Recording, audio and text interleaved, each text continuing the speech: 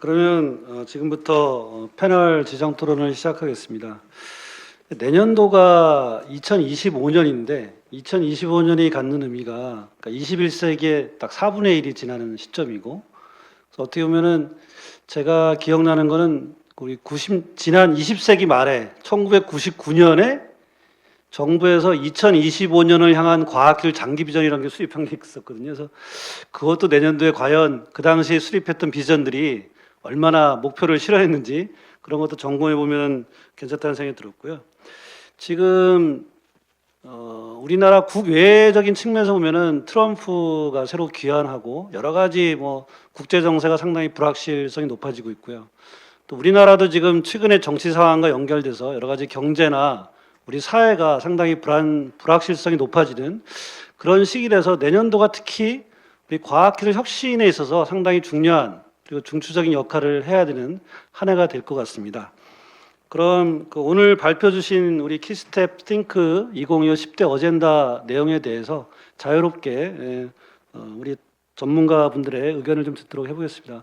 먼저 우리 안준모 교수님부터 말씀 주시기 바랍니다. 네, 감사합니다. 일단 발표 너무 잘 들었고요. 말씀 주신 대로 내년에 무슨 일이 있을지 이렇게 먼저 전망해보는 좋은 자리인 것 같습니다. 특히 이제 세 개 카테고리로 이제 10개 주제를 주셨는데 시의성이라든가 주제의 중요성 같은 걸 봤을 때 저희가 중요하게 짚고 넘어가야 될 이슈들은 전반적으로 다 잘 포함이 되어 있는 것 같습니다. 일단 몇 가지 포인트를 말씀드리면 첫 번째 어젠다로 이제 국가 전략기술 육성 고도화 이런 주제는 정말로 중요한 것 같습니다. 저희가 경제 장주기라는 게 있죠. 한 10년, 20년 주기로 가는 건데 세계화나 반세계화도 한 20년 주기로 왔다 갔다 하는 것 같습니다. 그래서 이게 단순히 미중 갈등으로 불거지는 거라기보다는 지금 또 앞으로 트럼프 2기 정권 출범하면서 전 세계가 이런 식으로 어떤 기술에 대한 어떤 기술 확보 이 전쟁이 계속 어느 정도 앞으로도 좀 지속될 거라고 보여지기 때문에 그런 측면에서는 이런 정책을 좀 더 탄탄하게 하시겠다는 뜻으로 이해를 했고요. 특히 잘 아시다시피 이제 과거에는 무역이라고 하는 수출 통제를 이제 제품 단위로 가다가 요새는 이제 기술 중심으로 가다 보니까 점점 공급망에서 다운스트림에서 업스트림으로 올라오고 있는 것 같습니다. 그래서 또 다른 주제의 어떤 글로벌 R&D 협력도 그런 측면에서는 사이언스, 그러니까 저희가 가치 사슬을 얘기할 때 공급망만 서플라이 체인만 얘기하는데 사이언스 밸류 체인도 만드는 게 굉장히 중요하고 그런 측면에서 중요한 이슈를 잘 잡아주셨다고 생각이 되고요. 또 이제 국가전략기술 육성에서 범부처 중심으로 간다. 이런 것도 굉장히 인상적이었고 또 인공지능 기반으로 국가전략기술 테크놀로지 인텔리전스를 구축하겠다. 이것도 굉장히 좋은 접근인 것 같습니다. 특히 키스텝이 전사적으로 인공지능 기술을 잘 도입하시면서 좋은 많은 사례를 만들고 계시는 게 인상적이고 저희 지금 정부도 디지털 플랫폼 정부위원회도 있고 여러 가지가 있지만 사실은 일반 행정이나 일반 정책에서는 공공 분야의 의사결정을 인공지능에 맡길 수 없는 그런 근본적인 문제 때문에 진도가 좀 못 나가는 부분도 있는데 이런 좀 미지의 영역을 탐색하고 데이터 기반으로 하는 거는 또 좋은 사례를 만들어 줄 수 있는 것 같습니다. 또 이제 혁신도전형 R&D도 미국도 다르파를 자가 복제해서 아르파 E, 아르파 H 만들고 영국도 아리아 A, 독일도 스프린디 만들고 이런 것들은 보면 결국은 이런 기술 패권 상황에서 좀 더 브레이크스루가 되는 R&D가 굉장히 중요하게 생각하는 것 같습니다. 올해 미국의 피터슨 연구소에서 50년간의 산업기술 혁신 정책에 대해서 세 가지 기준을 갖고 분석을 했는데요. 일자리를 만들었냐, 산업에 어떤 임팩이 있었냐, 그 다음에 기술 혁신이 있었냐. 이 세 가지를 모두 맞추는 게 두 개가 있더라고요. 하나는 R&D 지원이고 다른 하나는 다르파 형태의 프로그램이었던 것 같습니다. 그래서 이런 것들이 결국은 전 세계적으로도 다 이론적으로 수렴을 하고 있기 때문에 이런 체계를 잘 만들어 나가는 게 중요하고 아무래도 또 범부처 R&D에 대한 제도를 총괄하시니까 지금 만들고 계신 평가 기준이라든가 이런 것들이 잘 만들어야 될 것 같고요. 또 이제 주제 중에 민간 공공에 대한 어떤 협력도 굉장히 중요한 이슈인 것 같습니다. 저희가 이제 네이처 인덱스에서 뭐 R&D 효율성이 안 나오는 것도 결국은 민간 생태계와 공공 생태계가 어느 정도 좀 디커플링 되는 부분도 있지 않는 것 같습니다. 근데 뭐 국가 전략 기술, 뭐 기술 패권 시대에는 전 세계가 거의 총력전을 하고 있기 때문에 그게 대기업이건 중견기업이건 중소기업이건 가릴 것 없이 잘하는 기업은 무조건 같이 민간하고 공공이 시너지를 내야 되는 것 같고요. 그러기 위해서는 저희가 계속 해왔던 말들이 또 기시감 있게 반복되지 않으려면 인센티브 설계와 그다음에 기업들이 민간 쪽에서 느끼는 리스크에 대한 디리스킹을 제도적으로 어떻게 잘 해줄 수 있을까? 이 부분이 굉장히 중요한 것 같습니다. 그다음에 뭐 기후 환경 이거는 뭐 저희가 전통적으로 인무지향형 혁신 정책의 어떤 원전 같은 존재들이니까 굉장히 중요하고 또 어떤 하나의 부처나 아니면 몇 개의 기업만 할 수 없는 주제라서 굉장히 중요한 이슈인 것 같고요. 그다음에 이제 고령화도 굉장히 중요한 것 같습니다.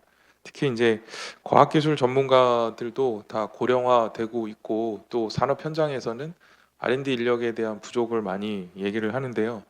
며칠 전에 이제 민간 기업들 CTO들 분들을 뵐 일이 있었는데 그 회의체에서 그런 얘기가 나왔어요. 뭐 정부 부처에서 중소기업 대상으로 뭐 석사 과정 뭐 지원해주는 프로그램이 있다. 많이 어플라이 하시라라고 홍보를 했더니 몇 개 기업에서 혹시 나이 제한이 있냐? 그래서 왜 그러냐 그랬더니 우리 기업에서 보내고 싶은 연구원이 있는데 나이가 63세다. 그래서 입학이 되냐? 이런 걸 진지하게 물어보시더라고요. 그래서 굉장히 이게 현실에서는 중요한 이슈라 이 고경력 전문가를 어떻게 쓰는가도 중요한 것 같습니다. 그리고 이제 또 인력 관련해서는 이 내용에도 포함되어 있지만 또 그 고경력 인력 외에 외국인 인력을 쓰는 것도 중요한데 뭐 저희 뭐 그 과학기술 혁신 정책 쪽에서 얘기하는 것과 이쪽의 이민 정책 쪽에서 얘기하는 게 많이 결이 다른 것 같습니다. 근데 요새 트럼프 2기 정부 출범하면서 또 주목받는 인물이 앨런 머스크인데 앨런 머스크는 지금 미국 국적을 갖고 있지만 남아공 태생이거든요. 그러니까 우리나라도 사실은 외국에서 태어난 사람들이 우리나라로 와서 기반을 잡고 활동하면서 한국 국적을 취득하고 앨런 머스크 같은 사람들이 나와야 경제가 발전하고 또 좋은 이런 야심차게 말씀하신 과학기술 혁신 인재 기반의 허브가 될 텐데 그런 게 아직 좀 불편하고 저도 만나는 외국인들 얘기 들어보면 놀러 오긴 좋은데 살기가 너무 불편하다. 그래서 관광객으로만 살기 좋은 것 같다. 뭐 이런 얘기를 많이 하니까 이런 부분이 현장에서 많이 없어지는 게 굉장히 중요한 것 같습니다. 그래서 뭐 마지막으로 말씀드리면 뭐 지금 어, 발표해 주신 세 개 카테고리의 10대 어젠다는 너무나 다 중요한 이슈들이고요. 다만 이제 이게 어떻게 보면 저희가 늘 중요하다고 했던 또 이슈들이기도 해서 이게 이제 기시감 있게 또 반복되는 게 아닌 저희가 한 발짝으로도 더 내년에 나가는 게 중요할 것 같고요. 그래서 키워드가 결국은 저는 세 개인 것 같습니다. 키스텝에서도 계속 강조하고 계시는 AI는 과학기술 혁신 정책의 과학화를 위해서도 중요하고 좀 더 이 과학기술 혁신 정책에서 갈등이 생기고 이해관계자 간의 어떤 다른 충돌이 생길 때 저희가 데이터와 증거에 기반해서 서로 설득하고 수렴할 수 있는 수렴점을 찾아가는 하나의 루트가 아닌가 생각이 되고요. 두 번째는 여기도 잠깐 앞부분에 나와 있지만 내년, 후년 앞으로의 더 과학기술 혁신 정책은 더 범부처 정책이 가는 것 같습니다. 그래서 기술 패권도 결국은 과학기술과 외교 정책의 결합으로 가는 것처럼 거의 범부처 정책이 갈 거라 저는 앞으로의 키워드는 정책 혼합인 것 같습니다. 그래서 폴리시 믹스를 얼마나 잘하는 게 우리나라 과학기술 혁신 정책이 지금 달라진 어떤 정책 환경에서 소기의 성과를 낼 수 있는 이슈가 될 것 같고요. 그런 측면에서는 이제 뭐 범부처 R&D 정책을 총괄하는 키스텝에서도 이런 그 정책 혼합적인 설계 디자인이 굉장히 중요한 것 같습니다. 마지막으로는 연속성인데요. 다른 분야의 정책하고 다르게 과학기술 혁신 정책은 어떤 정권이나 아니면 환경 변화에 상관없이 꾸준히 가야 되는 것들이 많습니다. 그래서 지금 굉장히 뭐 시국이 좀 어수선하고 뭐 국내 또는 국외에서도 뭐 여러 가지 변수가 많지만 그래도 어떤 저희가 추진해야 되는 것들은 꼭 연속성 있게 가야 될 것 같아요. 뭐 예를 들어서 R&D 예타에 대한 후속 조치라든가 뭐 이런 것들은 한번 저희가 맞는 방향성이라고 생각되면 어떤 정책 환경에 상관없이 또 이걸 이뤄야 좋은 또 혁신 정책이 나오는 거고요. 그게 결국은 정부나 아니면 더 윗단에서 어떤 변화가 있어도 키스텍 같은 기관이 일종의 에이전시 행정을 잘 해서 흔들리지 않게 간다고 하면 내년 또는 후년에 뭐 과학기술 혁신 정책도 굉장히 밝을 것으로 전망이 됩니다. 예, 토론이 여기까지 일단 말씀드리겠습니다. 네, 안 교수님 뭐 감사합니다. 그다음에 우리 김정은 박사님 부탁드리겠습니다. 네, 반갑습니다. 정보통신정책연구원의 김정은입니다. 우리 황교안 박사님 발표 잘 들었습니다. 이 과학기술 혁신 정책 아젠다 발굴하고 정책 과제 도출하느라고 상당히 고생이 많았을 것 같다라는 생각이 들고요. 그 정책 환경 분석 그리고 기존 아젠다 분석, 전문가 자문 이런 부분들을 통해 가지고 뭐 현 시점에서 상당히 조금 뭐 앞에서도 안 교수님 말씀하셨지만 시급하고 중요한 이런 과제들을 잘 도출한 것 같다라는 생각이 들고요. 일단 이 도출한 아젠다 과제들을 활용하는 부분과 관련돼서 이 말씀하시는 것처럼 이제 차년도 연구, 뭐 기획, 추진 통해 가지고 구체적인 정책 과제를 도출한다 이런 부분을 말씀하셨는데 실제 아젠다 내의 그 정책 과제들을 보면 제 개인적인 생각은 뭐 당장 이렇게 좀 시행할 수 있는 과제들로 돼 있는 부분도 꽤 있는 것 같고 좀 추가적인 어쨌든 연구생 이런 것이 좀 필요한 부분도 있는 것 같다라는 생각이 들거든요. 그런 게 좀 혼합되어 있는데 그런 것들을 일단 좀 한번 구분해서 향후 어떻게 조금 활용할 건지 이런 거를 좀 정리하는 이런 단계가 있으면 좋겠다라는 생각이 들고요. 그리고 연구가 필요한 부분들에 대해서도 사실 뭐 키스텝 자체적으로 수행할 수 있는 부분하고 뭐 다른 전문 기관들하고의 협력을 통해서 공동 연구 추진하는 이런 부분들도 있어야 될 것 같다라는 생각이 들거든요. 그런 것들도 같이 좀 구분하는 이런 추후 작업들이 좀 있으면 좋을 것 같다라는 일단 말씀도 드리고요. 그리고 두 번째로 좀 말씀드리고 싶은 거는 일단 앞에서 이제 정책 환경 분석 관련돼서 뭐 이러저런 부분들을 이제 말씀을 주셨고 특히 최근에 어쨌든 얘기되는 것 중에 R&D 생산성 이게 우리나라 그 잠재성을 둔화하고 전체적으로 성장률이 앞으로 이제 뭐 저성장 국면으로 들어섰다. 그리고 향후 상당히 오랜 기간 우리나라가 이제 저성장 국면에서 빠져나가기 쉽지 않을 거다 이런 얘기들이 하고 있는 상황이고요.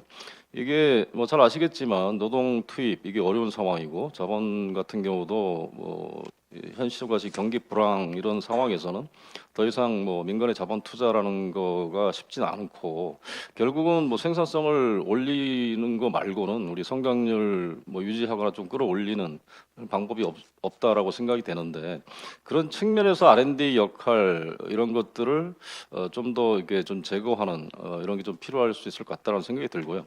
실제로 그 R&D 예산 축소 이런 이슈도 있습니다만은 제가 이 우리나라 투자 총 투자 설비 투자 건설 투자 뭐 그리고 R&D 투자 소프트웨어 이런 관련된 투자 이런 추이를 쭉 보면 R&D 투자 비중 전체 투자에서 R&D 투자 비중은 지속적으로 증가를 하고 있어요.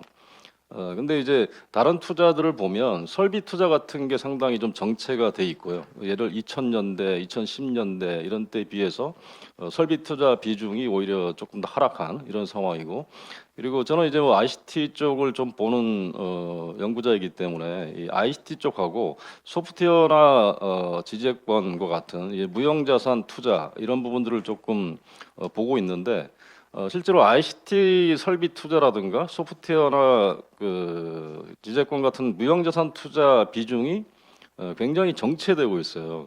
상당히 규모도 그렇게 크지 않고. 근데 이게 저 개인적으로는 사실 R&D 투자 비중이 늘어나는 거와 함께 사실은 ICT 쪽 설비 투자라든가 소프트웨어 기타 지재권 관련된 투자 이런 부분이 같이 이게 동반이 돼야 실질적으로 효과를 좀 낼 수 있다라고 생각을 하거든요. 그래서 물론 이게 뭐 이쪽에서는 어쨌든 과학기술, 뭐 R&D 이런 쪽으로 조금 초점을 맞춰서 말씀을 하시겠지만 기본적으로 R&D 생산성을 높이는 방법 중에 하나는 ICT하고 소프트웨어 지재권 이런 투자를 같이 동반해서 갈 수 있는 방향으로 어떤 정책 과제 같은 거를 조금 도출할 수 있으면 좋겠다라는 생각이 들고요. 이거하고 조금 뭐 간접적으로 연계돼 있는 부분이긴 한데 지금 아젠다 10대 아젠다를 도출을 했고 그 안에 이제 정책 과제들을 도출했는데 이 아젠다 정책 과제별로 이게 뭐 가능하다 그러면 타겟팅하는 그 목표, 세부 목표 같은 거를 좀 설정하는 건 어떨까? 뭐 이런 사실 뭐 쉽진 않은 부분이라고 생각은 되는데 우리가 뭐 정책 전략 수립하고 그거에 대해서 얘기할 때는 어떤 정도의 목표를 이렇게 보통 이제 제시하게 되는데 일차적으로 뭐 그냥 생산성 개선 아니면은 뭐 삶의 질 개선 뭐 이런 정도의 세부 목표라도 이 아젠다별로 세팅을 하고 그게 실제로 어떻게 좀 연계될 수 있는지 이런 부분에 대한 좀 고민이 좀 필요하지 않을까?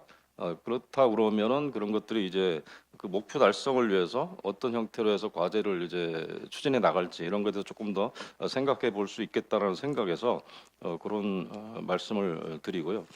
그리고 이게 안 교수님 말씀하셨지만 이게 뭐 단기적으로 끝낼 일은 아니고 앞으로 계속적으로 뭐 내년에도 어쨌든 아젠다 발굴 작업이 이제 계속 할 거고 이렇게 앞으로 지속적으로 좀 해나가야 되는 거는 상당히 좀 중요하다고 생각되고요. 근데 이제 그러다 보면 이제 조금 고민이 될 수 있겠다라고 생각되는 게 지금 24년하고 25년 이렇게 아젠다 뽑아놓은 걸 비교해 보면 제가 이제 한 가지는 이제 AI 쪽 관련돼서 조금 이제 관심이 있어서 좀 보게 되는데 작년에는 이제 AI 기반 디지털 전환 혁신 생태의 구축이라는 아젠다였는데 이번에 이제 AI 대전환 시대 국가 경쟁력 강화 이렇게 돼 있거든요. 근데 AI 대전환 시대 국가 경쟁력 강화 내에 뽑은 그 세 개 아이템이 한국형 생성형 AI 플랫폼 활용 기반 구축, 초고대 생성형 AI 한계 극복을 위한 차세대 기술 개발, AI 안전 안보 대응 역량 강화 이렇게 세 가지인데 이게 그냥 저는 그 아젠다 그 타이틀의 워딩 자체가 조금은 적절치 않아 보인다 이런 생각이 들어요. 그게 AI 그 전환 시대, AI 시대의 국가 경쟁력 강화라는 거면 사실 뭐 AI 쪽뿐만 아니라 상당히 많은 부분의 어떤 얘기들을 해야 되는 듯한 느낌이 들거든요. 이게 뭐 전년도 그 아젠다하고 조금 차별화된 워딩을 뽑으려고 하다 보니까 이렇게 되지 않았나 싶긴 한데 사실은 그 세부 내용만 보면 그 오히려 디지털 전환 시대의 AI 경쟁력 강화 뭐 이런 타이틀로 해가지고 그 밑에 얘기들을 하는 게 좀 더 적절해 보인다. 그 우리가 이제 뭐 디지털 전환 시대에 상당히 중요한 핵심적인 역할을 하는 게 AI이고 하다 보니 요즘은 이제 뭐 그냥 AI로 퉁쳐서 AI 전환 시대 이렇게 좀 얘기를 하고 있긴 하지만 결국은 어쨌든 큰 틀에서는 디지털 전환으로 이렇게 계속 얘기하는 게 적절하다고 생각되고 그 안에서 이제 AI 역할을 좀 더 강화하기 위한 AI 경쟁력 이런 측면의 정책적 노력 이런 쪽으로 조금 포커스를 둬서 아젠다를 뽑는 게 어떨까라는 좀 생각이 들고요. 그리고 이게 지금 뭐 아시겠지만 우리나라 그 정부 차원에서는 그 AI G3 국가 도약 이런 걸 이제 목표로 해서 가겠다라고 얘기를 하고 있는 상황이고요. 근데 전체적으로 이제 뭐 글로벌 평가 기관이나 이런 데서 발표한 그 뭐 지수 같은 걸 토대로 보면 평균적으로 한 6위 정도 하고 있는 걸로 나타나고 있거든요. 근데 실제로 이제 가장 이제 문제가 되는 부분이 저는 이제 개인적으로는 우리나라의 어떤 AI 쪽 관련된 민간 투자 이런 부분이 상당히 좀 취약하다. 이런 걸 우선 좀 생각해야 되지 않을까라는 생각이 들어요. 그러니까 또 빅테크 뭐 이런 데서 투자하는 거 생각하다 보면 사실 우리나라 전체적으로 AI 쪽 관련된 투자 규모가 그런 빅테크 기업에 또 이제 미치지 못할 정도 규모 이런 부분이기 때문에 정부 차원에서 민간 쪽에 AI 투자를 좀 더 끌어내기 위한 그런 방안이나 이런 것들이 어떤 것들이 있을까에 대한 고민이 상당히 중요할 수 있다라고 생각되고요. 그래서 그런 부분들을 조금 담을 수 있으면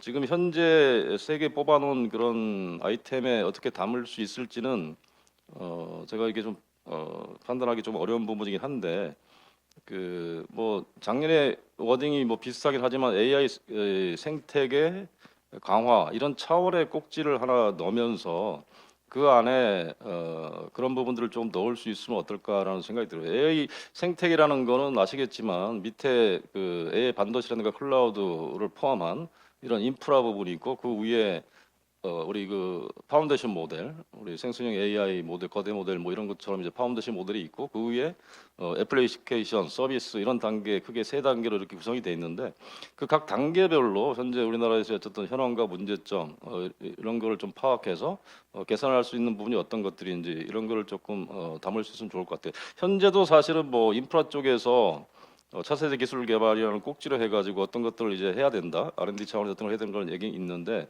사실 중요한 거는 이제 AI 반도체라든가 우리 클라우드 같은 경우도 우리 국내에 보면 AWS가 차지하는 게 한 70% 정도 돼요. 이걸 이제 그렇게 계속 가는 게 적절하냐라는 이슈와 관련돼서 클라우드 쪽 관련된 경쟁력 개선과 관련된 정책 과제 이런 부분을 조금 담는 이런 게 좀 필요할 것 같다는 생각이 들고요.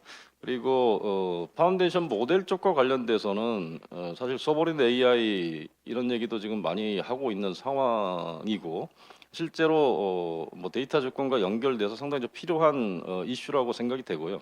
근데 실제로 우리나라가 과연 이 거대 언어 모델과 관련돼서 빅테크 기업들하고 경쟁할 만한 그런 언어 모델을 만들어갈 수 있겠느냐라는 거에 대해서는 조금 이제 문제 제기가 있을 수 있는 부분이거든요. 근데 실제로 그렇게 가기 위해서 어떻게 해야 될 거냐라는 것 관련돼서는 저는 뭐 그냥 사적으로 조금 얘기도 하고 그럽니다만은 우리나라가 이제 거대 언어 모델 관련돼서 이제 개발하고 있는 기업들이 네이버, 카카오, LG, KT 이렇게 한 뭐 10개 정도 기업들이 지금 하고 있는 걸로 알고 있는데 사실 그 하나하나 기업들이 상당히 노력을 하고 있지만 실제로 뭐 이 학습 데이터의 규모라든가 이런 것들을 감안해 봤을 때는 사실 빅테크 기업들하고의 경쟁은 상당히 어렵다. 그렇다 그러면 대안이 어떤 걸까라는 걸 이제 개인적으로 좀 고민해 본 거는 이 우리나라 그 민간 기업들끼리 나름대로 구축한 학습 데이터를 서로 공유할 수 있는 민간 기업들 간의 협력을 통해서 학습 데이터 공유하는 그런 그 안을 하나 좀 추진하는 이런 게 좀 상당히 좀 필요하지 않을까. 사실은 쉽지 않은 현실적으로 상당히 쉽지 않은 부분이에요. 왜냐하면 그 학습 데이터에 대해서는 각 그 기업들 구축한 기업들마다 나름의 저작권을 갖고 있는 거고 이런 상황에서 기업들이 갖고 있는 걸 서로 공유한다. 뭐좀 쉽지는 않을 수 있다. 근데 정부 차원에서 예를 들어서 뭐 그 리서치 조인트 벤처 이런 것들을 하나 조금 만들어서 기업들이 참여하고 일정 부분 학습 데이터 공유하게끔 하는 이런 쪽에서 정부가 조금 나서서 협력할 수 있는 방안을 조금 만들어 가는 거 이런 내용들을 뭐 여기 지금 아젠다나 정책 과제 지금 상황에서 좀 담기는 좀 쉽지는 않겠지만 그런 부분들이 조금 들어갈 수 있으면 좋겠다. 라는 생각입니다. 그 사실 뭐 AI 쪽 관련돼서는 부장액이나 이런 부분들도 계속 얘기되고 있는데 이제 오늘 말씀하신 거 보면 뭐 이 안전 안보 대응 뭐 이런 쪽과 관련돼서 쭉 정리해 주신 부분 이런 것들은 뭐 충분히 잘 반영해서 정리했다라고 생각되고요. 그런 것들을 정부 차원에서 지속적으로 좀 추진하는 이런 노력이 같이 갈 수 있어야 된다라는 말씀을 좀 드리고 싶고요. 김 박사님 좀 정리를 해주시죠. 시간이. 네, 너무 많이 얘기했나요? 알겠습니다. 뭐 이 정도로 마치도록 하겠습니다. 네. 우리 ICT 정책연구결에 오셔가지고 특히 AI 분야 어젠다에 대해서 많은 좋은 말씀 주셨습니다. 다음 우리 김상준 박사님 부탁드리겠습니다. 네, 감사합니다.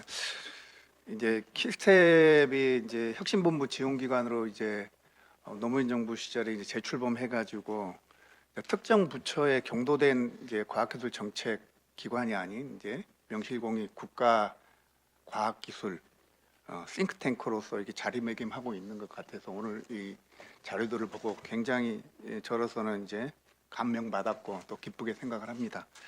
결국은 이제 우리 킬스텝의 그 경험이 풍부한 이 구성원들이 노력을 많이 해서 이런 우수한 이런 정책들을 발굴했다고 생각을 하고 있고요. 이제 대체로 저는 이제 이 내용에 대해서 다 동의를 합니다.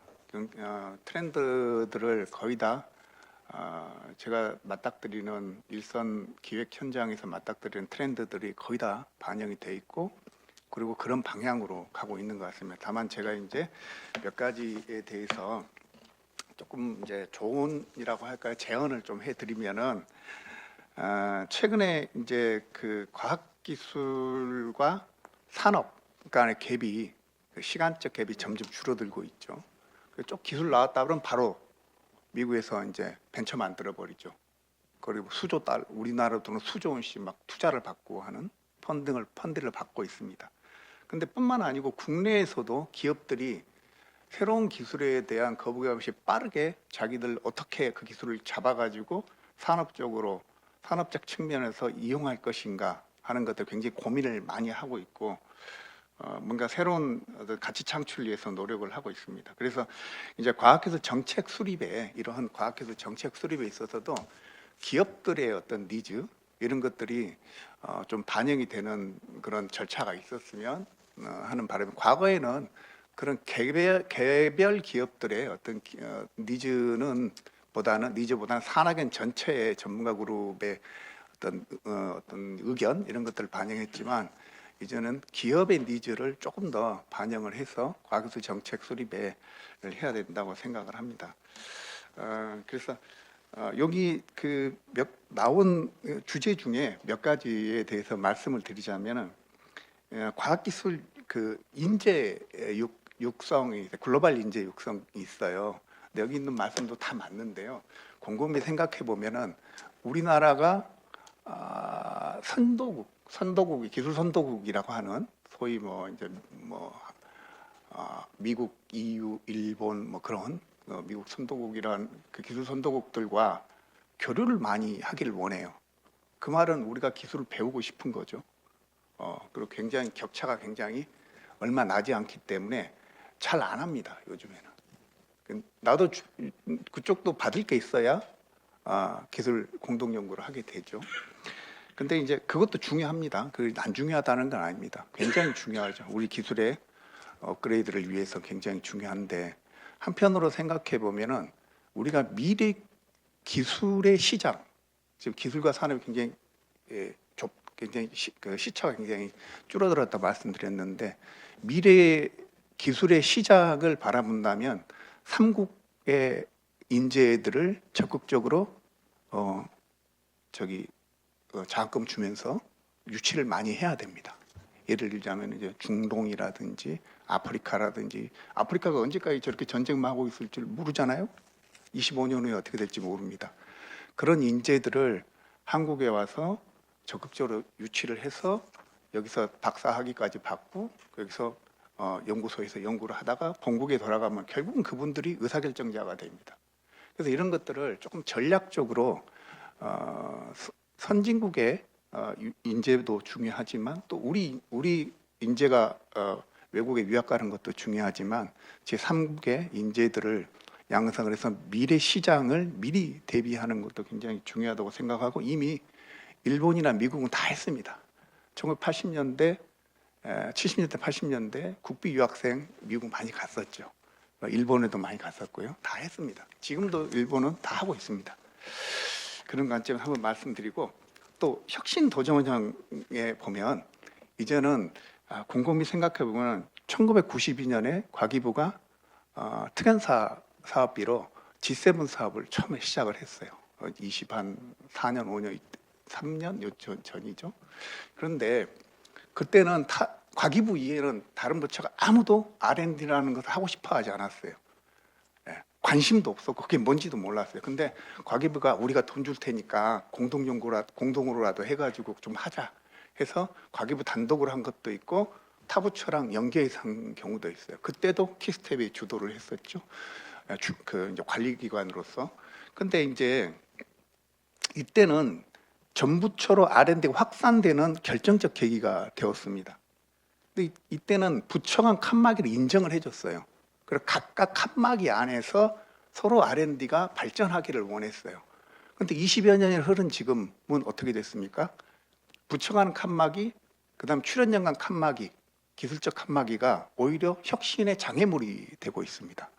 그래서 여기에 이제 32페이지에 부처 간에 그리고 전문 기관 간에 이렇게 연계도를 막 그려주셨는데 저는 이런 방향은 맞다고 생각을 해요. 그런데 지금 현재 다부처 사업들을 바라보면 실제로 부처 간의 협업을 막 모여서 한 달에 한 번씩 모여서 협의체를 운영하고 전문기관과 만나가지고 뭔가 하고 이러지 않습니다. 그러니까 사업의 발전을 위해서 모이진 않아요. 다만 사업의 중복성 문제를 해소하기 위해서는 모입니다. 많은 다부처 사업들이 그렇게 하고 있어요. 물론 이제 그렇게 하지 않은 사업도 있어요. 사업단에다가 정권을 주고 하는 사업도 있지만요. 그래서 이런 게 왜 그러냐면 그분들이 부처가 잘못하고 있다는 게 아니고 그동안 20여 년 동안 흘러오면서 이게 고착화됐다는 의미입니다. 그래서 이게 맞는 방향이고 이렇게 가야만 융합연구가 되고 앞으로 20년을 또 대비할 수가 있지요. 그래서 우리가 이런 것들을 제도적으로 어떻게 정착시키느냐 하는 것이 굉장히 중요한 연구 과제이고 그거를 만들어낸다면 그리고 지금 부처에게 그런 연구 제도, 과학기술 그 제도를 정착시킬 수만 있다면 과기부와 키스텝이 또 한 번 혁신을 주도하게 될 것 같아요. 그래서 굉장히 중요하다고 생각을 하고요. 그리고 이제 지방에 제가 요즘에 지역 지자체 일을 많이 하고 있습니다. 그래서 보면 그 지역은 과학기술보다는 산업기술에 관심이 더 많습니다. 그죠? 그리고 여기 이제 제목이 지역 소멸이라고 하셨는데 사실은 지역 소멸 대응이라는 단어가 어울리지는 않습니다. 왜냐하면 정부라는 것은 추상적 개념이에요. 위치가 없습니다. 그런데 우리나라는 지자체가 다 있고 그 땅이 각 지역에 있습니다. 대한민국이라는 단어는 없고 경상남도, 뭐 전라남도, 광주 이런 지역에 있습니다. 그래서 지역에 내려가 우리 산업은 뭐야 이렇게 얘기합니다.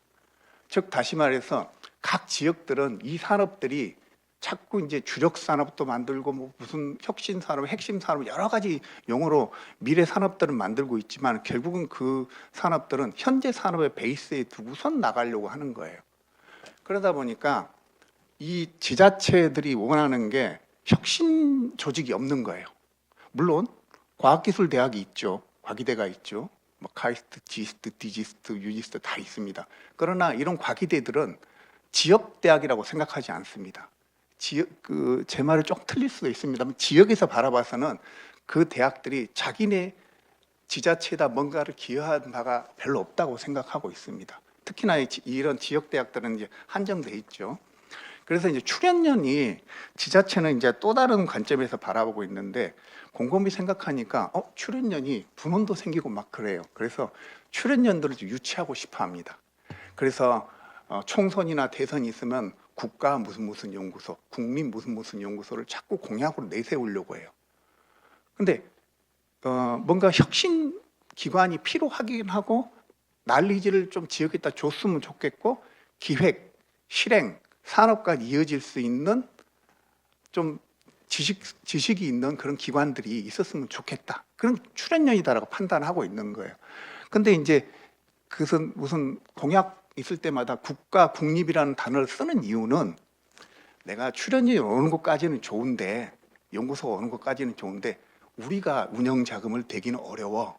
그러니까 국가가 좀 우린 땅하고 건물 줄 테니까 국가가 앞으로 운영비 쭉 대줘 이 말이거든요. 운영비 되기 싫다는 얘기예요.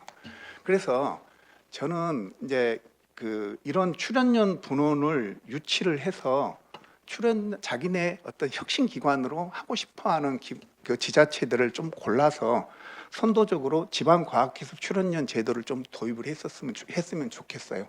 이미 본원의 조직의 비효율성은 굉장히 많이 얘기가 되고 있고 본원의 조직 이렇게 지방 분원 입장에서는 자꾸 본원에서 차별하는 거예요. 차별이라고 하지만 TO를 맨 나중에 주는 거죠. 그래서 차라리 지방에다가 주고 단계적으로 운영비를 국가에서 지방 정부로 이렇게 조금씩 좀 넘겨주는 방식으로 하는 거죠.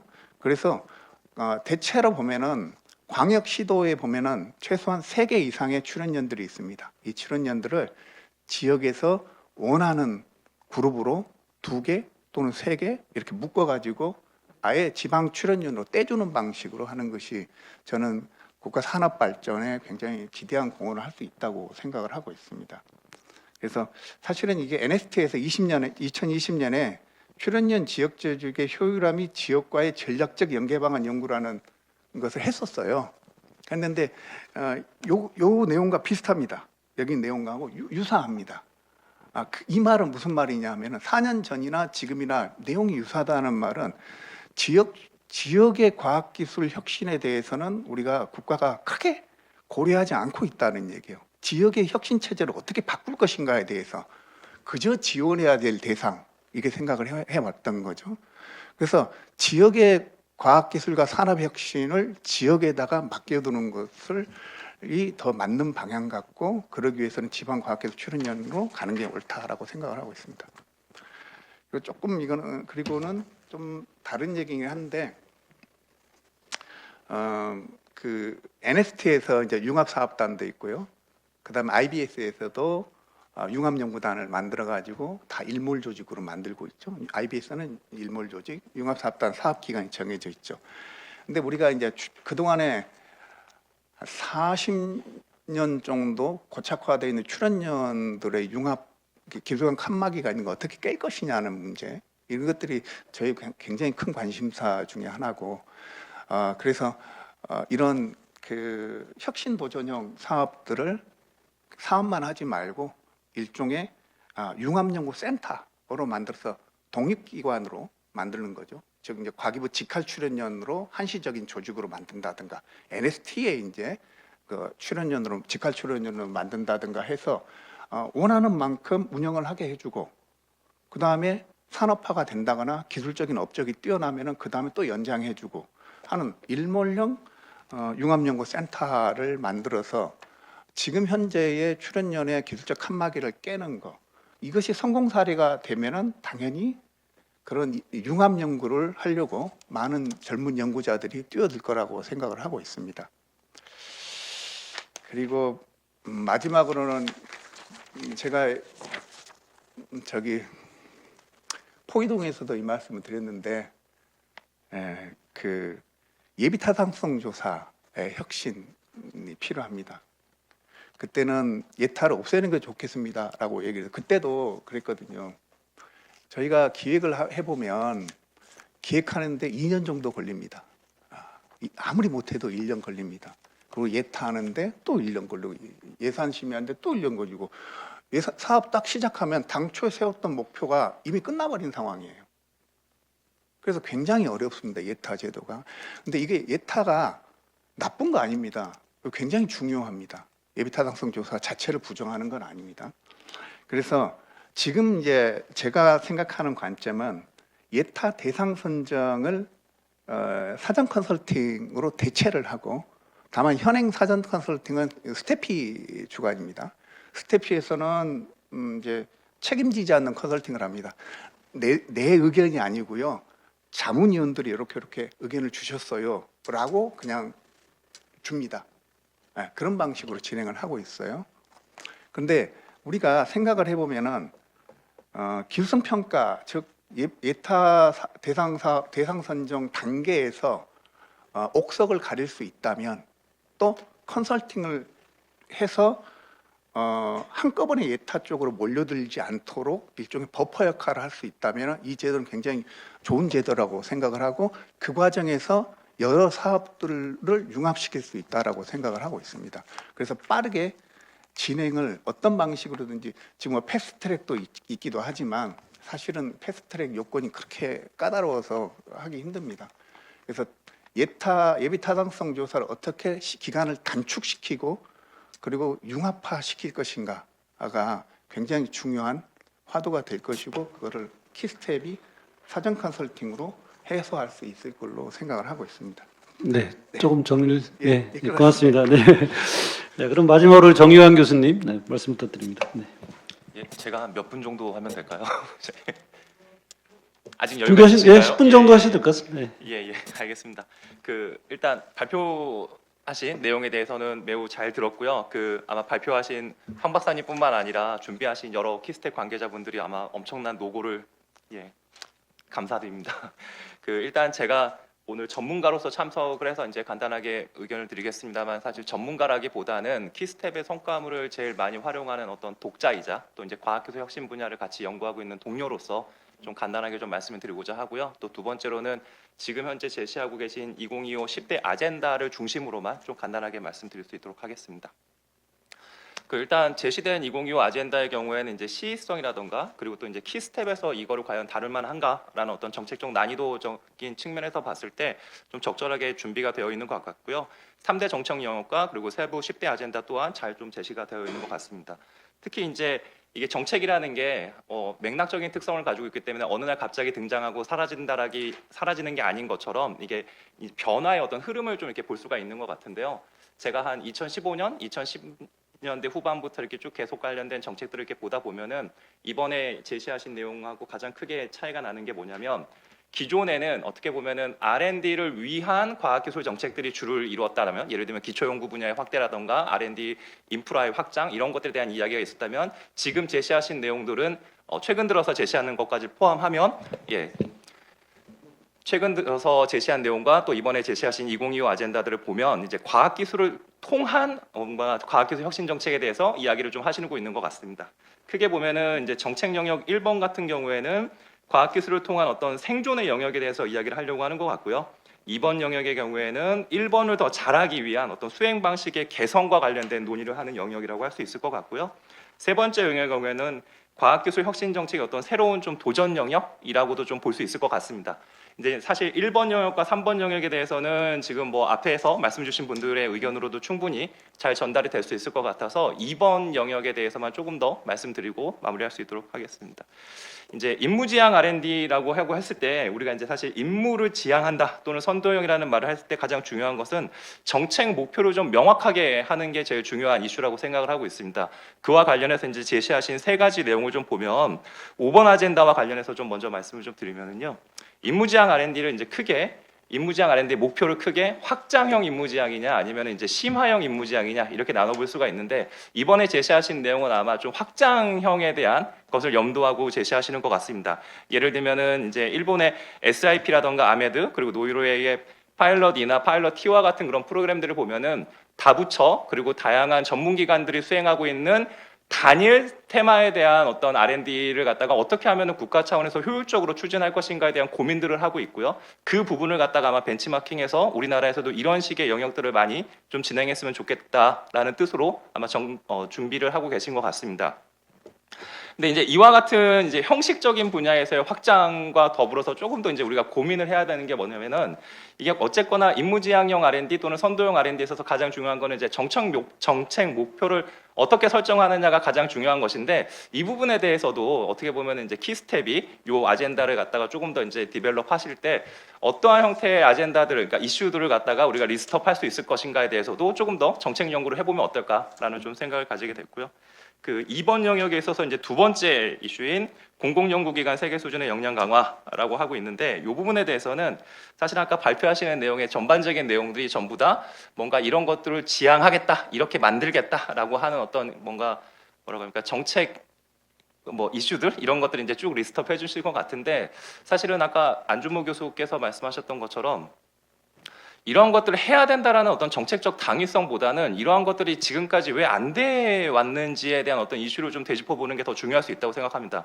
즉 학연 협력이라든가 연년 간의 협력 또는 학학 간의 협력, 산학 간의 협력 이런 것들이 어떻게 보면은 의무화된 협력을 좀 이렇게 우리가 푸시를 했다라면은 이러한 것들이 자발적인 협력 형태로 바뀔 수 있게 인센티브 제도라든가 아니면은 협력을 했을 때 뭔가 또 다른 어떤 그런 성과들이 창출되는 그런 베스트 프랙티스들을 계속 발굴해서 제안하는 것도 키스텝 에서 아젠다로 제시하고 정책 연구를 수행하는 데 있어서 좀 의미가 있지 않을까라고 생각이 됩니다. 마지막으로는 이제 R&D 혁신 체계 방안이라고 이제 되어 있는 7번째 아래인데요. 이제 제목은 민간 R&D 혁신 체계 강화라고 되어 있습니다만 내용을 보면은 이제 민간 R&D 혁신을 촉진하기 위한 방안을 아마 제시하고 계신 것 같습니다. 그러면서 민간 R&D 분야에 대해서 민간이 R&D를 어떻게 하면 더 활성화할 수 있을 것인가, 활발하게 추진할 수 있을 것인가를 지원하는 내용들을 담고 있는 것 같은데요. 임무지향형 R&D나 아니면 임무주도형 R&D에서 이야기하는 민간에 있어서의 R&D 혁신 투자 촉진 방안은 사실은 제일 좋은 것은 정부 R&D를 수행하는 데 있어서 정부가 조금 더 한 발짝 반발짝 먼저 진행을 한다면 이 정부 R&D의 성과물을 민간이 적극적으로 활용할 수 있도록 후속 투자를 갖다가 할 수 있는 채널들, 프로그램들을 열어주는 게 제일 좋은 방법인 것 같습니다. 실제 달파가 아주 성공한 그 임무 중심형, 임무 지향형 R&D 프로그램이라고 알려져 있는데 달파가 성공한 가장 큰 배경 중에는 사실 달파에서 진행하는 대부분의 R&D 프로그램들의 성과를 사갈 주체가 있었다라는 겁니다. 그러니까 즉 수요자가 명확한 형태에서의 R&D를 했을 때의 R&D 사업의 성과가 어떻게 확산되는지를 우리가 지금 계속 확인하고 있는 과정이기 때문에 이러한 측면에서도 민간 R&D 투자의 어떤 혁신 촉진 방안을 갖다가 조금 더 새로운 시선으로 좀 바라볼 필요도 있지 않을까라는 생각을 좀 가져봅니다. 일단 제가 말씀드릴 내용은 여기까지입니다. 네, 정의학 교수님 뭐 10분 드렸는데도 빨리 해주셔서 감사드립니다. 그러면 혹시 우리 네 분 전문가분들 이렇게 토론해 주셨는데 우리 발표해 주신 황 박사님 혹시 뭐 간단하게 뭐 애드하실 사항 있으면 말씀 주시고. 네, 뭐 특별히 애드할 사항은 없는 것 같고요. 말씀해 주신 내용을 기반으로 저희가 내년에도 지속적으로 또 이 분야에 대한 뭐 이제 또 연구를 계속 진행할 것이기 때문에 조금 더 좀 정교하게 다듬어야 될 부분이라든지 아니면은 아젠다 하부에 정책 과제로 우리가 이제 설정한 부분에 대해서는 조금 더 좀 구체화시킨다든지 이런 부분은 조금 더 좀 필요할 것으로 생각이 되고요. 하여튼 고견 감사드립니다. 고맙습니다. 원장님.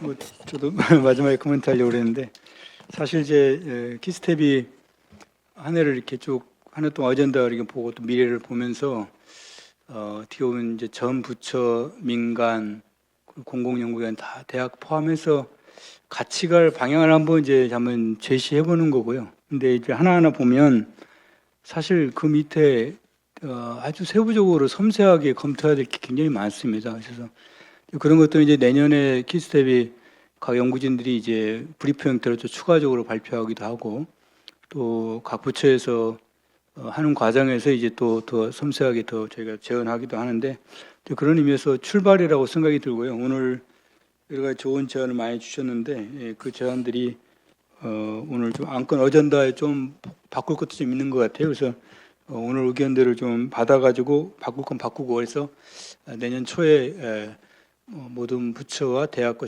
모든 우리 연구개발 주체들이 좀 같은 방향을 바라보고 큰 어젠다를 공유하고 그러면서 좀 상호 뭐 요즘 뭐 워낙 우리가 과학 혁신 시스템이 복잡하기 때문에 뭐 한 사람이 다 할 수 없잖아요. 그래서 모든 주체들이 같이 가야 되는데 이제 그런 면에서 지향점을 한번 제시해봤다 이렇게 생각이 됩니다. 그래서 더 많은 토론이 이루어지길 기대하고 또 앞으로 키스텝 우리 직원들이 더 많이 좀 더 깊게 더 섬세하게 구체적으로 연구하는 과정이 또 있을 거라고 생각이 됩니다. 감사합니다.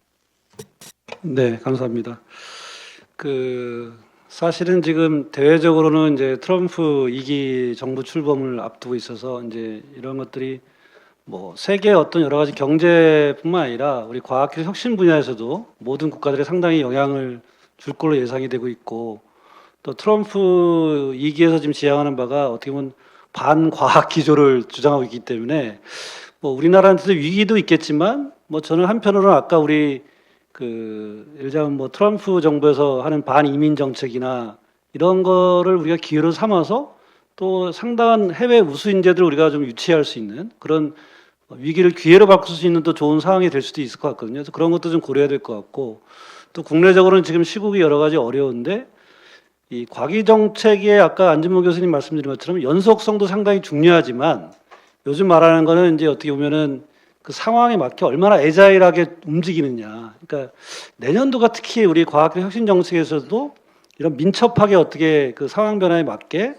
과기 정책을 이끌어 나가느냐 이게 상당히 중요한 시기인 것 같습니다. 그래서 오늘 저희들이 제안한 10대 어젠다들 뭐 말씀은 드렸지만 상당 부분은 뭐 구체적으로 앞으로 연구할 것도 많고 더 검토해야 될 것도 많은 것 같습니다. 그래서 오늘 말씀 주신 거 반영해서 저희가 내년도 1월 달에 이제 이걸 이슈 페이퍼로 정리해서 발표할 건데 그 전까지 좀 수정 보완해가지고 오늘 원장님 말씀 주신 것처럼 뭐 어젠다 명도 좀 고칠 건 고치고 내용도 좀 추가할 건 추가해서 이슈 페이퍼로 내년도 초에 발표하고 또 각 강론에 있어서는 좀 내년도 계속적으로 저희가 발행하는 브리프나 이런 걸 통해서 연구를 통해서 계속적으로 이 정책을 발표하도록 하겠습니다.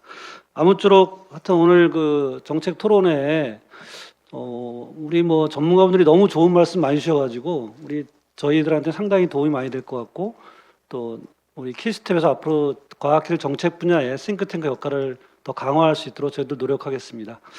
네, 그럼 이상으로 우리 키스텝 띵크 2025 과학기술 혁신 정책 토론회를 마치도록 하겠습니다. 감사합니다.